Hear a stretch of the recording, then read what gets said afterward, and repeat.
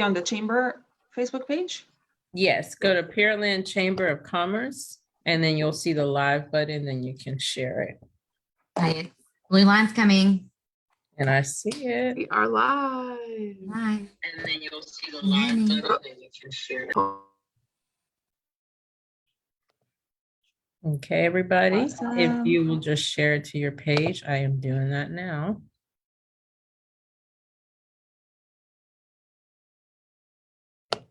Okay, how's everybody doing today? Doing great. That is good. We're so happy to have you join us here live. So what we're going to do is introduce our guest panelists, and then we'll get going. We have a hot topic. We know we're going into the year 2022. We're still technically in a pandemic. We were just talking about how I think we're in another wave is basically what they're saying, but they're watching the numbers. So this is very much so still affecting businesses and business owners quite heavily. So we're really going to talk about things that we need to do in order to be successful. But before we get going, if we can just have our panelists, our presenters, if you will introduce yourselves, tell us who you're with, and just like a short bio of who you are. Let's start with you, Hala. Thank you, Kiana. My name is Hala Dabusi, and I am an action coach, a business coach with Action Coach. I am currently in Orange County, California, but very recently, in actually 10 days, I'm going to be based in Pearland, and very, very excited about that. A short bio about me. I have been coaching for almost all of my life, but with Action Coach, I have been for 3 years. And before that, I have a big career in information technology, working for big corporate America in the IT industry. And I am very excited to be here today. Brienne, I pass it on to you. Thank you, Hala. So yes, I am Brienne Salcedo, the owner of Action Coach, Pearland Action Coach Friends, but I'm also the co-chair of this committee with Kiana and get to work with Tony and Kiana often. And I love that. I'm very excited. I just want to say first about Hala joining us in Pearland, Texas from the sunny state of California. Pearland's even brighter, so I'm excited to welcome you. We do own a couple of territories here, and a little bio about myself is I was in the field of healthcare. I was actually a practicing occupational therapist as my first career.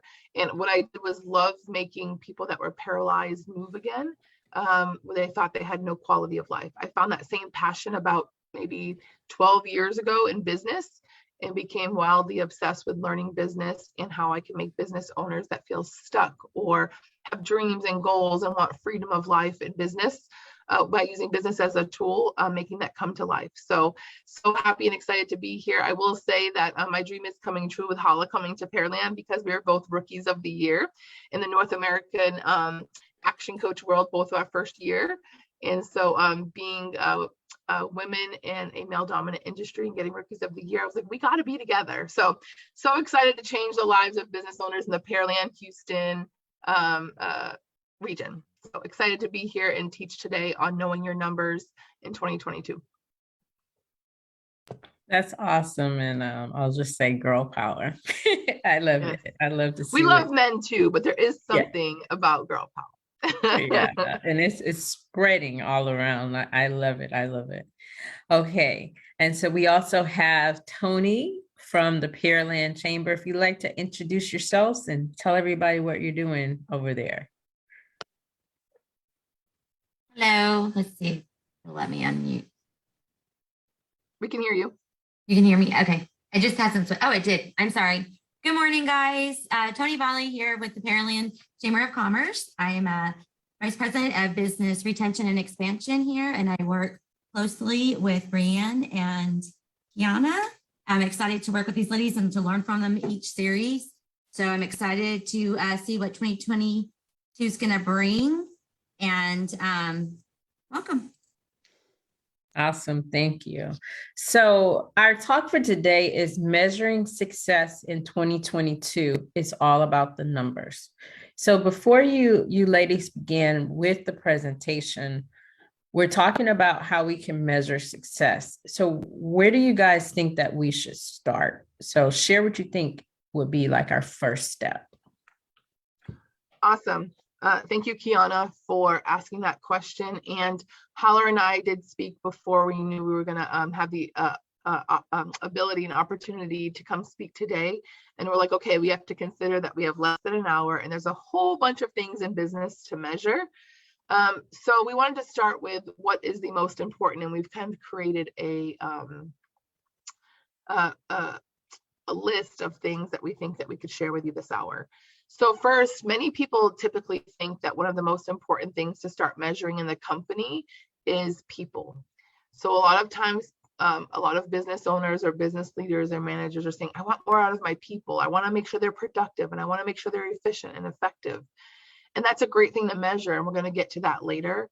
But there is absolutely something that is done before that, something that should be measured before that. So we're going to talk about the 5 major pillars in a company to get started. So in a company, there's 5 major pillars. One is team, like we just spoke about. Measuring team is massively important. But then there's marketing, there's sales, there's operations, and there's finance. So if we look at those 5 pillars, again, team, marketing, sales, operations, and finance, there's one that is the most important to get together first. And that, any guess on what that is, Tony or Kiana? Tell us. Finance. So cash is king. We are not in the business to break even. And so I hear this very often, and I kind of relate it back to my college days. I remember being in college. I went to college in Miami, and I remember saying, I need $1,640 to make sure I pay for everything this month. And my brain was stuck on $1,640 that I needed to pay for my books or my dorm or whatever, expenses that I had. I never thought about going further than that. And what did I want to put in my savings account? What was my rainy day fund? What was my fun, right? And so in business, we tend to do the same thing. We tend to get stuck on a break even. There's a lot more than that. There's a success break even because we're in the business for profits, for business to give us cash and freedom. And so Hala is going to talk a little bit about those financial metrics that you should first start with so you can reverse engineer everything else in the company that you're going to measure for 2022. Hala? Yes, absolutely. And I'm very happy that you brought up the success break even, because this is something super important. As you said, many people are so focused on break even, on making sure that they pay the bills. And guess what? When people are just looking at just paying the bills, guess what? They will just pay the bills. But when we set metrics to add what is going to be my salary, what are going to be the profits that I want to earn by the end of the year, or by the end of every month, or by the end of every project, we will take that into consideration and we will start accounting for it. So we'll say, if these are my expenses and this is how much cash in, cash out, the standard break even. I'm going to add this much on top for my salary. I'm going to add this much on top for profits. This whole thing becomes my target. And then we start reverse engineering it. So if I want to make this much by the end of the year, how much do I need to make every month? How much do I need to make every single week? How much do I need to make every single day? And based on that, we will start allocating the targets and the KPIs and the metrics that we need to cover. Because as a business owner, there are 3 things out of the business that we need to ensure that we need to get. We got into business not just to break even, not just to pay the bills. As business owner, we need to make sure that we earn a salary, a decent salary, because most business owners, they feel they are the most hard workers in their companies, and they are the least paid. So they are overworked and underpaid. And I see that over and over again. We need to make sure that for the quality of work and for how much you put in dedication and hard work, you get paid for what you deserve. So first, every business owner needs to have a salary allocated as part of the budget. Second thing, every business is working towards making profit. It's not just about a salary, because if you are only looking at having a salary, guess what? You bought yourself a job. And what does job stands for? J-O-B, just over broke. Over broke. Yes. Yes, that's it. That's it. So just over broke, and nobody wants that. We got into business for freedom of financial freedom, freedom of time, so many different things that we need to accomplish. That's why we started business, our own businesses. So we need to allocate and have a budget for profits, for dividends in the company that the company needs to generate for us in return for starting and in return for all that blood, sweat, and tears that we put in our business. And lastly, the last thing we need to look into as business owners is how much equity this business is going to create. What is equity? Is on the long term, how is this business sellable? How this business is going to end? What's our exit strategy? Are we creating a business that's attractive, that's going to create passive income for us, that is going to generate monthly recurrent revenue without us being involved in the business? This is actually our definition of a successful business. At Action Coach, we define a successful business. It's a commercial, profitable enterprise that works without you. So if you go into business and have these three things in mind, how much are you paying yourself? What is the profits that the business are going to generate, and how much equity and passive income this business is going to create for you? Then these are all the metrics that you need to create in order for you to have that end in mind and create a dashboard to look at your numbers on a weekly basis. I love it when all of my clients say, we have implemented Finance Friday to look at all these financial numbers, all these financial metrics to see whether they are on track, ahead of schedule, or behind, so they can take immediate action to recover. That's why in every business, cash is king. But if cash is king, who's the queen? Does anyone know who's the queen? I love it. I know Brianne knows. To get to the queen. Yes. Yes. I definitely want to get to the queen, and I think the queen is the next step. Cash is king. But I wanted to add one thing. As you were speaking, Hala, you said some really powerful things. So a lot of times in business, I see this over and over, and I just kind of want to allow this to sink in, is that if you're projecting your budget based on making sure you make payroll, if you're basing your budget on making sure you just get a little without a salary, you're in business wrong, because business is a tool for you. So your projections, it's kind of the difference between just waking up in the morning, and we call it the dizzy do. You're just doing things all day without the focus of success. And so if we talk about success in 2022, success comes back to the business owner being profitable enough to raise the level of their employees, to be able to educate their employees, give promotions to their employees. And of course, like Hala said, the three things: make sure that you're paying yourself, make sure that you're creating a future for yourself and equity, and make sure that there's profitability, because profit should be first. If not, you just end up just making it. So I love that. In saying that, I wanted to share something that I wasn't going to share, but I just kind of had this aha moment. I just want to share it really fast. So this is the entrepreneurial ladder that we have in Action Coach. And most of us, can y'all see the ladder just to make sure? Yes. Okay, awesome. Thank you.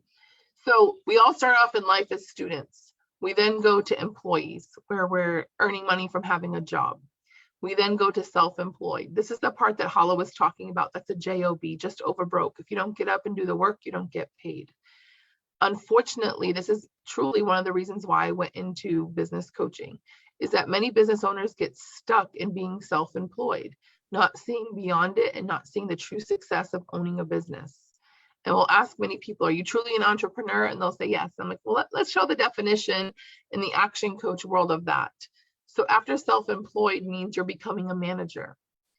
It means after you become a manager, you're becoming the owner. The owner is actually making money from profits. You're not in the day-to-day business, and now you're actually making profits without having to be an active employee. You then become an investor, you're making money with money, and then a true entrepreneur, which kind of like the Shark Tank theme, you're making money with people's ideas and networks. So I like to ask you, in your projections for 2022, are you bold enough to see beyond the rung that you're currently at? Are you projecting your numbers to be self-employed? Are you projecting your numbers to be a manager, and then knowing that you're going to have to hire more self-employed people? Are you projecting that you want to be the owner and you want to hire a GM so you can do other things with your cash and create wealth? and have multiple streams of revenue in your life. So I would just tell you, as you're preparing all your financial numbers, think about the concept of where you're going to be in the company and what movement has to take place for you to get there. So I'm going to go to Queen now. So cash is king. And does anyone have an idea? I'm going to ask and see if anyone online knows. And Kiana, if you can look online, who is Queen? Who is Queen in the business? Oh, I thought I was the queen, but no. I was gonna say Kiana looks very queen to me. Actually, Kiana, you are a queen at this next thing. So Queen is marketing, and you are phenomenal at marketing. That's what I was gonna say. I was gonna say I think marketing. Okay, yes. Cool. And you are a beast at marketing. So we're going to give you the queen hat because you pour a lot into your community. You do social marketing, digital marketing, direct marketing for your company. So marketing is queen. We can't have cash in the business, and we can't even project financials if we don't have a great marketing strategies and great sales strategies. So we're going to kind of incorporate marketing and sales together. I'm going to share my screen here. And I'm going to give everyone just a simple tool that they can use when they're thinking about the marketing numbers that they want to measure. There's 5 simple things in Action Coach that we would love for you to measure in marketing to start. I will say we want to start with simplicity. A lot of people that come into Action Coach, they say, I'm hearing the same things over and over. And I'm like, awesome. Are you doing it? Nope. That's why. We want business to be simple. We want it to be measured. And then later, there will be more complexity, but we want to know, we don't want to live in a trial and error mode in business. We need certainty of success. How do you get to certainty of success? Measuring things. Business is numbers, marketing is numbers. So if you see here, can you all see my screen with the 3 words on it? Mm-hmm. Awesome, thank you. So a lot of times I hear, what do you want right now in your business? And I hear, I want customers, and then I'll hear, I want revenue. But I barely ever hear, I want profit. And so let's back that up. We've kind of talked about that in finance. We're in business for profit. We're in business for a lot of things, but at the end of the day, if you're not a profitable company, you're not sustainable or sellable. So when we talk about getting more customers, there's 2 things. I'm gonna throw this in there. There's 2 things that we're going to do to measure to get more customers. Most people, when they think of marketing, they think of the first one. Awesome, lead generation. Great. We want to measure what leads are coming in. If we only focused on lead generation, we could have 1,000 leads walking in. And if we're not worried about our conversion, then we're wasting a whole lot of time, energy, and money. So the most important part of lead generation and gaining more customers is conversion. And the owner of Action Coach always says this, why would you think less than 100% conversion? We want our teams to be skilled and knowledgeable to understand we have 100% conversion with the right customer. We don't just accept any customers because we want A, maybe some B customers, but we are converting all the customers that have the need and we have the solution. So guess what? We have lead generation that we're measuring and we have conversion. If we have those 2 things, we're going to gain customers. Awesome that we have customers, but what is going to create more revenue? And there's 2 things that are going to create more revenue. Number of transactions. Number of transactions means how many times do they come back this year? By the way, the first time someone purchases from you, they're shopping. They're not a customer yet. They're checking out your value. They're checking out your pricing. They're checking out your customer service, and they're deciding if they want to come back. Do you ever do that? There's like a new burger joint in town and you hear a lot about it, and then you go there and it's terrible. You were never their customer. You were just checking them out. And that's unfortunate because then they're going to have a terrible reputation if they don't care about every single customer. We call it care like a mother, protect like a father. Every customer that comes in, you should make sure that they're coming back. That's a Jim Rohn thing. So number of transactions is massively important to make sure that it is literally a metric and our staff is trained on what our reoccurring number of transaction is. Next is average dollar sale. How much do they spend when they come? So I'll give you an example. We had a fencing company that we were coaching, and the fencing company did a phenomenal job. Every customer was like, thank you, we love you. I wish we need more fence, more than like one time every 10 years, because you do such a great job, and it's value, not price. They're giving great value. So we had to come up with additional things that they sell. Guess what other things they're great at? Carpentry and building things out and installing things. And so they came up with another product line so they could increase their average dollar sale. Besides getting a fence, they could now tell everyone the additional products and services that they had. And those customers already trusted them and loved them. So they were able to get more revenue. So in marketing, it is beyond just new customers. It is keeping the customers you have, retaining them, protecting them, and caring for them. So again, this year, after you have your budgets in place and you've reverse engineered what you want that to look like, what you want your profit and revenue to look like, I want you to look like, what does our lead generation have to be? What does our conversion number have to be? And if you need to learn more about this, of course, me and Hala are always here for you. I want you to measure on a weekly basis, how many times is the same customer coming back for number of transactions? And what is our average dollar sale, and how do we increase that? That will cause more revenue. That is part of marketing, new customers and current customers. Your best customer is what? The customer you already have. If you've already paid for cost of acquisition, you need to take care of them. And we forget that because we're so busy getting new, that we don't take care of who we have. The last one is awesome. We're getting more revenue. We're keeping our customers longer. They're coming back to our store or getting our services more often. They're spending more because they see the value. Now, what's the gap between revenue and profit? That is margins. If we do not keep our margins in check, if we don't keep our expenses under control, and we're not measuring, and this now goes to some team stuff and operational stuff, then we won't have profit. So those are the 5 things: lead generation, conversion, number of transactions, average dollar sale, and margins. That would be wonderful for you to measure in the upcoming 2022. I'm going to have Hala jump in and go a little bit more over margins, if you could, Hala. Yes, absolutely. Margins is going to relate directly to the first point I was discussing, which is cash flow. Controlling our margins is going to be essential to control our cash. So there are 2 different types of expenses, right? We have in a company.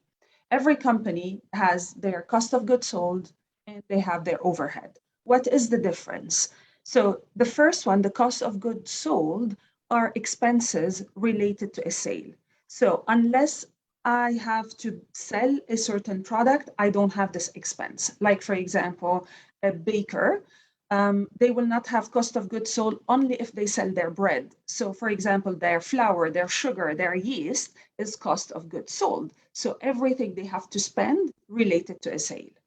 Now the overhead and expenses are fixed costs that every business owner incur, whether they are doing business or not, whether they are selling services or not. For example, if they pay rent, this is an overhead. If they are paying subscriptions, if they are paying utility bills, all of these expenses are expenses that we can control. So in the next year or now, don't be afraid to go and negotiate your expenses. There are so many ways. I would encourage everyone to go take a copy of your P&L, your profit and loss, whether you do it yourself on QuickBooks or other tools, or if you have a bookkeeper, go get a copy of your P&L. Review line by line, every line items, and review your margins and review your expenses. See where are some duplications, where you can cut cost, where you can improve, and evaluate what we did with, whether in corporate or with our clients, is controlled our expenses with 2 things: having a forecast and having a budget. So once we have a budget, let's say it's a marketing budget, then we stick to marketing expenses based on a specific budget, not just throw in money because, oh, shiny new object, this is a great tool, or someone is telling us about this new marketing tool that's gonna generate amazing things.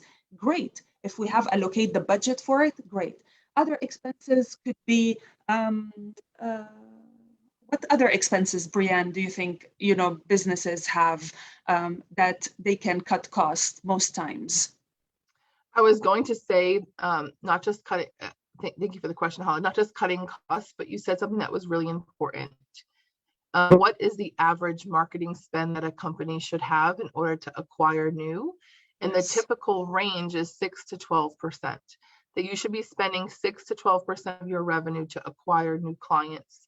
If you're a newer company and you're not cash flow positive, you have to recognize there's a direct correlation between marketing and getting new, right? Exactly. So there has to be a budget for that. But the thing that I like to add to that is most people, or I would say a large group of business owners that I meet in the beginning when they first become our clients, is that they have a really hard time telling what's working. And so they literally run on this thing I call the hamster wheel or the roller coaster, and they're like, hey, guess what? We had 100 leads come in and we converted 20 of them. And I say, well, what was the activity that allowed that conversion? And let's pick out the things that aren't working and either tweak them, because you might, it goes, we want to make sure that number one, it's hitting the target audience first, that we have a great offer. And then most people are so concentrated on copy. It has to look right. It has to be aesthetically pleasing. No, it's 10 times more important to hit your target audience and have the right offer. And so I would say that if you're not measuring the certain components of the activity that you're doing to get these leads, you just end up on this hamster wheel. So we want to get through trial and error of marketing, because marketing is a big, and if you ask a CPA, they're going to say this. A CPA will say marketing, not all CPAs, I don't want to offend anybody, but a lot of CPAs will say, like, make sure marketing is not an expense. And they're really smart for saying that. And on top of that, but you do want to have a great marketing budget and get it to a point of certainty of success, where you're what we call buying customers. Brad Sugars has a great book called Buying Customers. If you stop by our office here, an Action Coach Pearland will give you a copy. We would love to, just help anyone out with the concepts of buying customers. If you give this much money, this much money is going to come back. And so why would you not keep giving more money to those strategies that are working? And so I would just encourage that. A lot of times people say, my expenses are too much. I'm looking at cost of goods. I'm looking at productivity of staff, and they're cutting team and they're cutting essential things. And then they say, oh, first thing to go is my marketing budget. We don't need that. What you need is metrics to make sure you know what you're doing. So we can always have, what is it called? A line of people waiting to get your services, a funnel of people waiting for your services. What was that? You said you could stop by and pick up?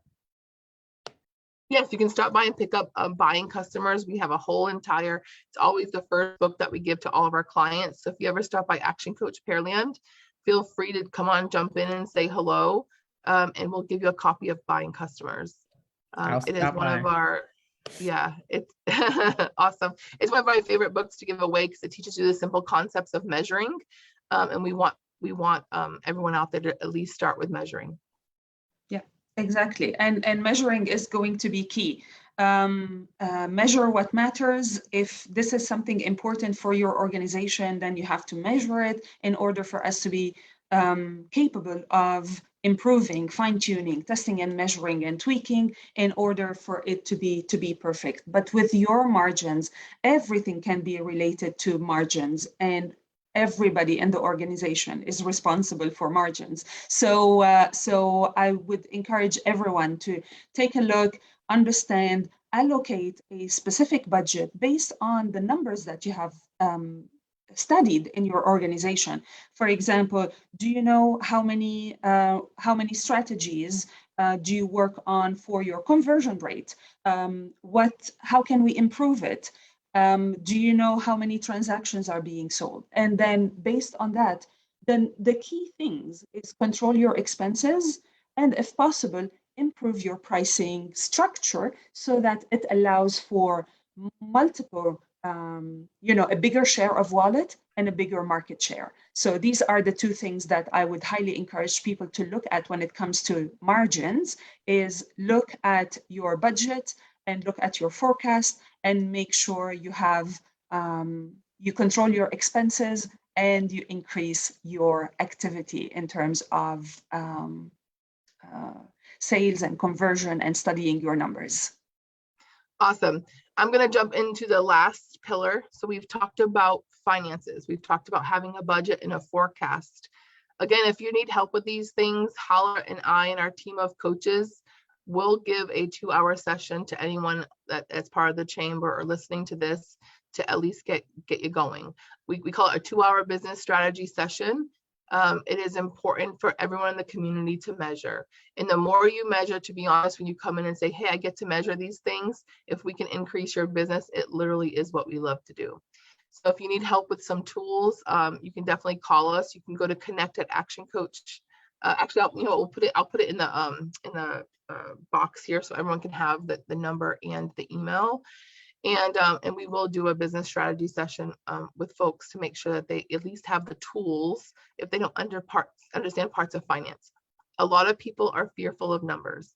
If you are fearful of numbers in finance, read also Accounting for the Number Phobic. My clients that read Accounting for the Number Phobic, they're like, wow, this is like a story. I actually am starting to love numbers. It's clear, it's concise, and it gets the owner that sometimes is scared of numbers into a I would say a confident position. So yes, so finance first. Number 2, we said that's cash is king. Number 2 is marketing is queen. Measuring your 5 ways numbers. We went over that back in the video. We kind of added sales to that with the conversion piece. And these are just the simple ways. We can get a lot more detail, but we want you to go with simplicity first. Next is team. We want you to look at team, of course, inside the 5 ways is margins, like Hala said, is team. So again, many people will say, I want my team to do better at this and better at that and better at this. And I want to constantly remind people, systems run a company. So do you have the right systems in place? Is there an organizational chart? And is there performance indicators and activity indicators that are assisting for clarity of each role? If not, don't blame the employees for not understanding. And I know it's a little bit harsh to hear, but if the employees don't know exactly what to do and how they're being measured on it, it's very difficult to perform at the highest effective level. So we call this the KPI and KAI or scorecard portion of measuring. Key performance indicators are the performance that you desire to get out of a certain activity being done. So for instance, I'll give you an example. Hala and I were talking about this earlier. She's coaching a large company, and their activity is 1 sale a day. It's a $10,000 average dollar sale, and their sales staff must get 1 lead walking in a day prepared for enrollment. In order to do that, that's a great performance. But guess what a KPI is? This is a huge thing that changed my life. Is a KPI is a lagging result. It is too late to change it after it's over. So if you're looking at your performance indicators, say it's the end of July, you start looking at all your reporting August 10th. Well, guess what? You've lost the whole last month, and you've lost 10 days to even understand that something's not performing. So what we do is we break it down to KAIs, which is key activity indicators. So the activity indicators say, hey, what activities or what strategies need to get done for this performance to happen? So for example, this sales guy, perhaps he's making $150,000 and a couple $100,000 in commission, and he needs to perform at 1 lead a day by the end of the week on Friday. If he has 3, we're not waiting until the 10th of the next month to see his performance. We're going to look at what are the specific strategies and activities that he's doing on a daily basis. So I'll give you an example. Perhaps the sales gentleman has to do follow-up activity. Perhaps he's doing a presentation in front of potential clients. Perhaps he spent 2 hours with strategic partners. Whatever activity he was doing, we can then start to see the trend of what activity is working that's giving us the best result. And so I always tell the marketing and sales team, even here in Action Coach, that if you're not reporting what you're doing, then guess what we're doing? We're on that same roller coaster that we're telling our clients not to be on. If we don't know the activity that we're doing and why the success is coming, we're just guessing. We're just guessing our way through marketing and guessing our way through life. And really, business shouldn't be emotional or subjective. It should be objective. So key activity indicators for each member of the team and the performance. So I always give the performance or the result that we want from that activity and the why. Why is it important for this activity and this performance to be made? You want to make sure that you're including the staff on the whys and the whats and all those answers so they are motivated to understand those projections. The last thing I would say to that is every member in your entire organization needs to have a scorecard with at least a couple things. Number one, marketing activity. Every single individual in the organization has activity and performance for revenue generating activity. If you're answering the phones, how you answer, the customer service that you give, that's part of marketing. No matter what your role is, it's part of gaining new customers or keeping the current customers happy and delighted. So they need to have those indicators on their scorecard. The next one, this is up to you, but this is something I firmly believe in, and we do it here. We're congruent with the system that we have, is personal growth. 30% of each of our employees' scorecards are on personal development. So if it's important to them to drink their gallon of water a day and eat whole foods and wake up and have the first 59 minutes of their day be setting their mind and spirit for the day, and they identify the things that are important to them that prepare them to have a phenomenal day at work and a phenomenal day at home. And if they do that, they literally get points on their scorecard. And so they start to learn that the power of preparing themselves for their day and how that will impress upon their quality of work and their quality of life. Kind of our mission statement here, Hala, is, what is our mission statement? Enjoy the ride. Enjoy the ride.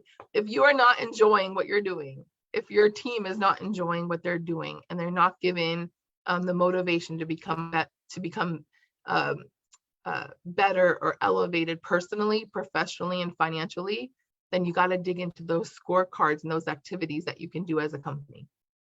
So that each individual employee will have a scorecard, and then the company should have a scorecard for team. When I say that, I say, what is your scorecard? How many times do you touch base with each employee? What are your critical non-essentials? What are your give backs to the team? How are you scheduling those things to make sure they occur? What is the productivity or efficiency standards? All of the things that are important from the entire company perspective. And then remember, each scorecard goes all the way back to the first and number one most important thing, which is financial control of your company. So if we did the scorecards for the team first, we have no idea if that is the path of the finances that we put together. So finances must be done first to make sure that we have the right activity being done. Hala, anything you want to add about team key performance or key activity?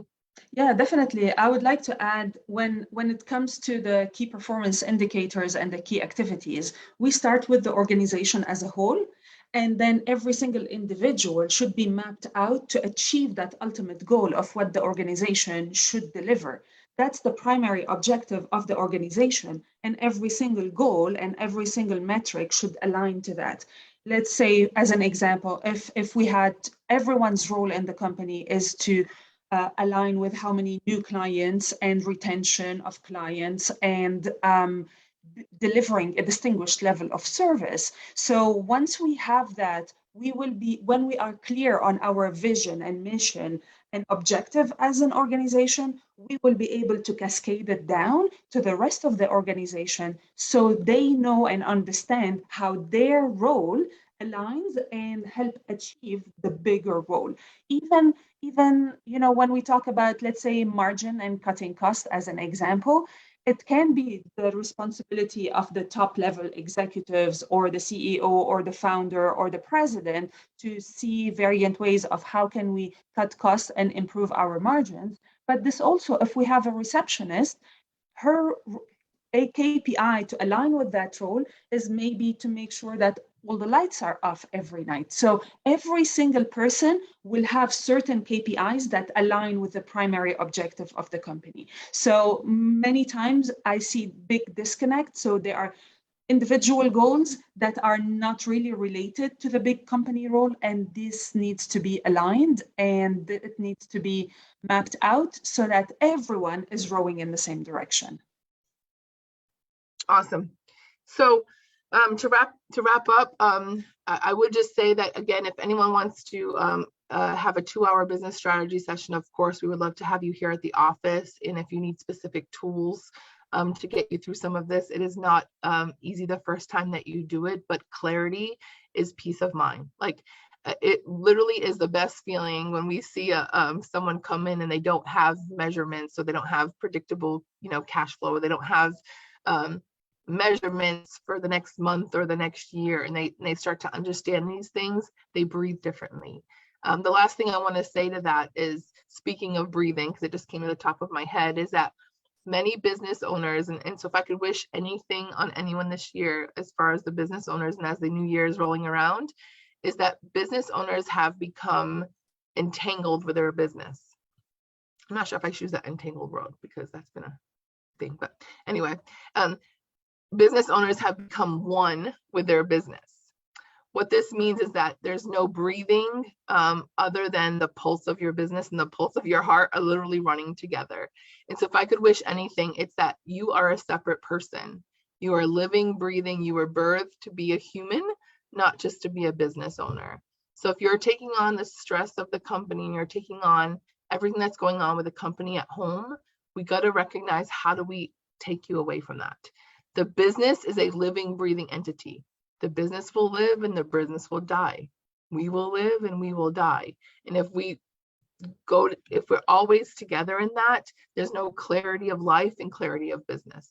And so I would wish that you would take that away and start living with objective measures in the company, so you can breathe differently, sleep differently, live differently, and start being a business owner, not just a self-employed person, because it's a different life. And so I really wish that for many people, and we would love to, again, come by and get the Buying Customers book. Let us know if you want a business strategy session, if we could serve you in any way so you can have that peace of mind and that freedom of life. We would love to start doing that with anyone in our community. Kiana and Tony, do you have any questions? So what I want to, I took a whole lot of notes. I definitely want to sign up for that 2-hour strategy session. I think that's very interesting. Can you put the information in the chat? And then Tony, can you put it on Facebook Live? So put the name of the book if they want to stop by your offices, and make sure you have the address. I know you have an office in Pearland, and I guess soon we'll have an office in Friendswood. Yes, we are expanding. We don't fit in here anymore. It's a good thing. Awesome. So we are looking at either having one much larger office or getting a second office. So we'll keep you all updated with that. But currently we're here on Broadway, where the StarTex building is here. So I'll put that in the chat here. And then also, if you can put in the chat the business strategy, the 2-hour business strategy. And so we can put that online on Facebook. We know a lot of people, even if they don't watch it live, they'll come back and watch it later. So definitely want to make sure that they have that. And then if you can put on there, I took note of the 5 pillars, which is team, is that marketing, sales, operation, and finance? Got it. Was that correct? Okay. I think that's a good note to put in on Facebook. And then the part that we want to measure our KPIs and our key activity indicators. And then I had a question. You were talking about the scorecard for everyone. So I just wanted to see if we could expand a little bit on that. So my first question is, at what point do you do the scorecard? Is this something you would do at the end of the year to measure that year of how they did, or something moving forward? Hala, would you like to answer that? I'm going to put in information. Yeah, sure, absolutely. So with regards to the scorecard, we highly encourage owners to look at the scorecards at least on a monthly basis. I would say look at weekly, bi-weekly, depending on the nature of the business, but definitely not leave it till the end of the year. At the end of the year, we do a performance review overall, but if there are certain point in time where we need to say, you need to work on this specific things, you need to improve your knowledge on this, how can I help you with that, overcoming those issues at work, we need more frequent checkpoints than at the end of the year. At the end of the year, we do either a peer-to-peer review, like a 360 review, with everyone giving their feedback about one employee anonymously so that we can help them improve their skills and performance. And then we do a performance review to make sure they earn their next promotion. And the scorecard is a tracker of activity that preferably should be done on a weekly basis to go over, what's happening, what can we help you with, what are the metrics that should ensure your level of success. So that is the scorecard that should be done at least on a monthly basis, but highly recommended on a weekly basis. Oh, I was okay. going to say Go that it's ahead. a very proactive tool. Mhm. So we don't want delayed. If everyone knows what they're measuring, how they're measuring it, and we keep up with it as a proactive tool, not as a lagging tool, it's going to make the difference. I want every employee to know what are we measuring, how are we measuring it, why are we measuring that? And so the tweaks can happen as the month goes along. So when the performance is ready, we were able to tweak it to gain that performance, and the employee was successful and our business was successful. So I would just say, Kiana, maybe to add to that, it's very proactive. Okay, I like that. So when you talk about the scorecard, what's the format? It's when you say you really should do it weekly and it's proactive, and I like that. Like in my company, we do quarterly reviews. We just started implementing that because I think you need to be doing more regular touches instead of just for a year. So when you're talking about this weekly scorecard, how are you doing that? It's an actual scorecard. Are you having a meeting each week? Is it something you send? Like, what's that process look like?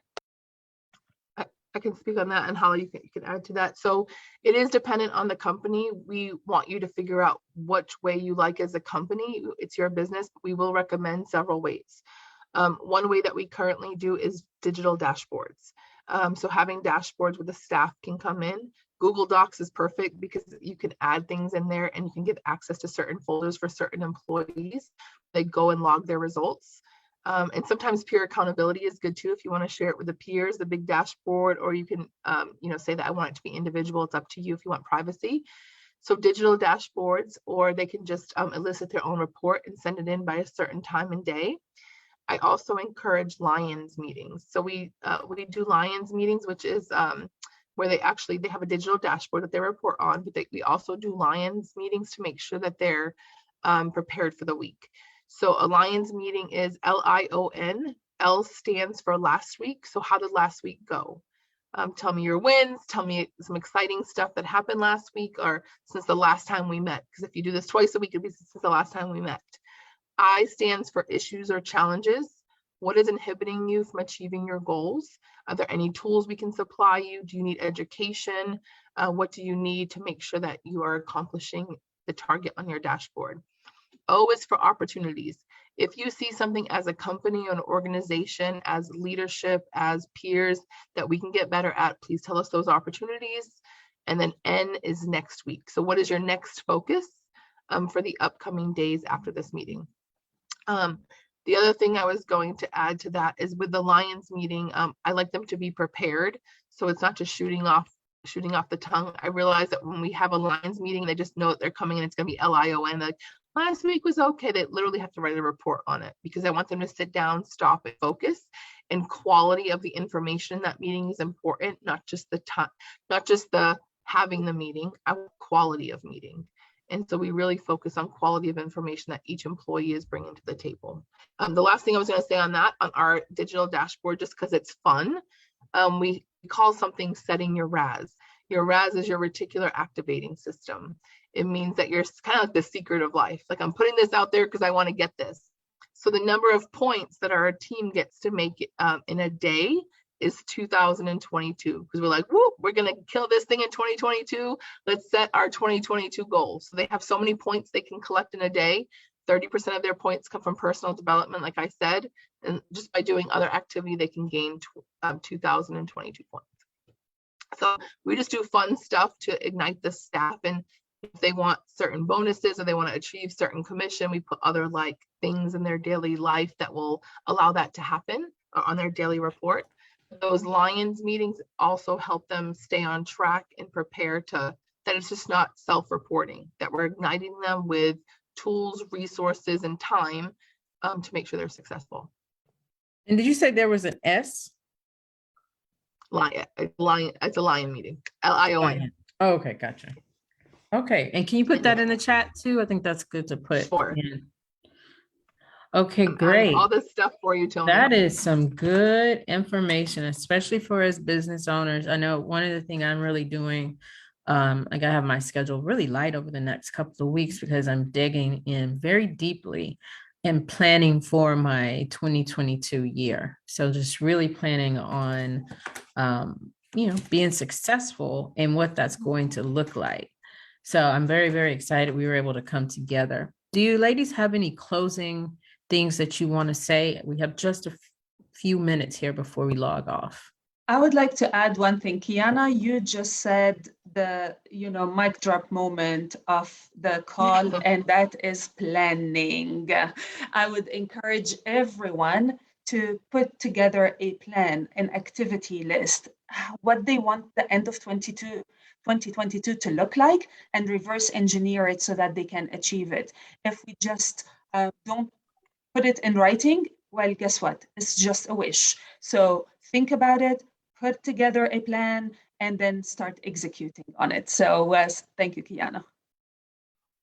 Yes, I want to say that I agree with that. So we have this thing, I'm just going to give you one last acronym if I could. It's called DGLPA. So I'll put that in the chat too for you, Kiana, but DGLPA means we dream, right? What is a dream if you don't write it down? So D and then the G stands for goals. We must write our goals down. And some people dream really small. So I love when we get new clients or, someone coming and doing a strategy session and they're just dreaming small, because sometimes that takes some belief system, working out your belief system. So dreams, goals, L is for learn. You must learn about it first. If you could be there, you would have already been there. What got you here won't get you there is the common saying, right? So you got to learn about it. So D, G, L, and then P is planning. Once you learn about it, like as you learn about these things, you're saying, hey, I'm going to add to my budget maybe the equity of my company, and I never thought about that. Or, having passive income or certain things, then you learned about it and then you put it into action with the plan. And then the A stands for action. Is that, and I would say the biggest part of action in the action coach model that I like or that I love is sustainability. We're going to look at what we're doing in the company. We're sustaining. We're not just adding it for a season, because how many times has something been added in the company and then 2 quarters later you're like, remember that time we added this thing? So sustainability and scheduling those things out to make sure we're auditing ourselves for success is massively important. So again, if I could, wish anyone anything, it's being a separate entity, you as a human, your business, and that you're scheduling and sustaining the growth that you're achieving. So that's what I have. And I'll put all those things in the chat too. That is absolutely awesome, ladies. I want to thank y'all for joining us. I do want to mention that Brienne is my co-chair for our business and business development entrepreneur committee and series. And Tony helps us out quite a bit. So we will be doing some planning for our 2022 year. We're going to have a new series, well, the same series, but new topics, new speakers that will start in January. And we'll let you know more about what our topics for the year is. If you have suggestions or things that you want to hear in our series, please put that in the Facebook chat or comments. We would love to see it and hear your suggestions. But we had a very great, this is our first year doing this entrepreneur series. And so it was full of content and nice little nuggets. So we do appreciate all of our speakers that joined us for the 2021. And we're really looking forward to our 2022 year. Awesome. All righty, Thank you, everybody. Kiana. Thank you. Thank you, Kiana. Guys, Thanks, Tony. bye. Thanks, Bree. Welcome to Pearland. Yay, so excited. So excited. And I did put all the comments and all the information in. We're still live. If we want to disconnect live, and then there's a couple things I want to just talk about the chat to make sure we got it. Okay, sounds good. All right. Bye, guys. Bye, everyone.